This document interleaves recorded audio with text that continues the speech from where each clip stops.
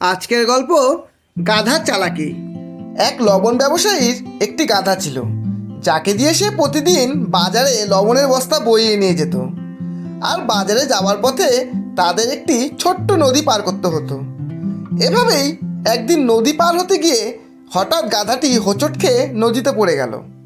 জলে পড়ার ফলে বস্তা ভর্তি লবণ গলে গেল আর বস্তাগুলো হালকা হয়ে গেল। এতে গাধার ভীষণ আনন্দ হলো। এরপর থেকে গাধাটি প্রতিদিন ইচ্ছে করে একই কৌশল করতে লাগলো। সে নদীতে পড়ে গিয়ে বস্তার ওজন কমিয়ে ফেলার চেষ্টা করত। তবে ব্যবসায়ী খুব দ্রুত বুঝতে পারলো গাধার চালাকি, আর তাকে শিক্ষা দেওয়ার সিদ্ধান্ত নিল। পরের দিন ব্যবসায়ী লবণের বদলে তুলো দিয়ে বস্তা ভরল আর গাধার পিঠে চাপিয়ে দিল। যথারীতি গাধা আবারও ইচ্ছে করে নদীতে পড়ে গেল, কিন্তু এবার তুলোর বস্তা জল শোষণ করে আরও ভারী হয়ে গেল। গাধাটি অনেক কষ্ট করে নদী থেকে উঠল এবং অতিরিক্ত ভারের কারণে তার হাঁটতে খুব কষ্ট হচ্ছিল। সেদিনের এই ঘটনার পর গাধার খুব শিক্ষা হয়েছিল। গাধা তার ভুল বুঝতে পেরেছিল, আর সে কখনো ভুলেও এমন চালাকি করার চেষ্টা করলো না। ব্যবসায়ী খুশি হলো।